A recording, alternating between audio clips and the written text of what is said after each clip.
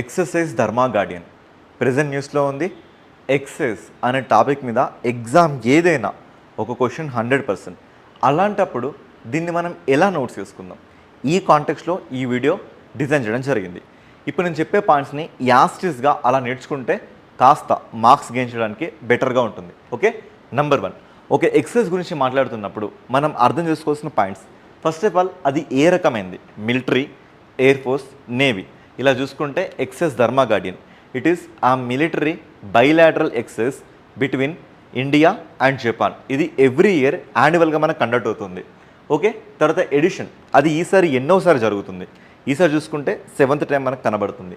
Venue ఏ ప్లేస్లో జరిగింది, ఉత్తరాఖండ్లో అల్మోరా డిస్ట్రిక్ట్లో చౌబటి అనే ఏరియాలో జరిగింది.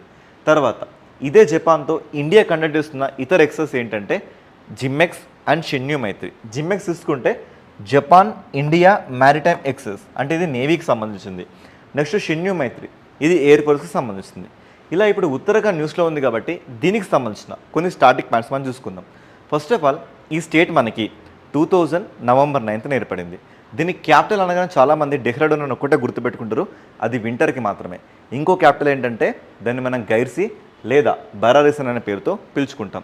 దీనికి సంబంధించిన హైకోర్టు అది స్టేట్ క్యాపిటల్స్లో కాకుండా నైనిటాల్లో సెటిల్ అయిపోయింది. ఇక ఇక్కడ చూసుకుంటే ఎమ్మెల్యే సీట్స్ అంటే యూనికామరల్, ఓన్లీ ఎమ్మెల్యే మాత్రమే ఇక్కడ మనకు కనబడుతుంది.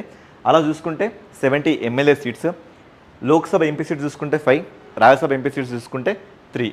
దీని సీఎం చూసుకుంటే మనకి పుష్కర్ సింగ్ ధామి బీజేపీ పార్టీ నుంచి, గవర్నర్ గుర్మిత్ సింగ్ గారు.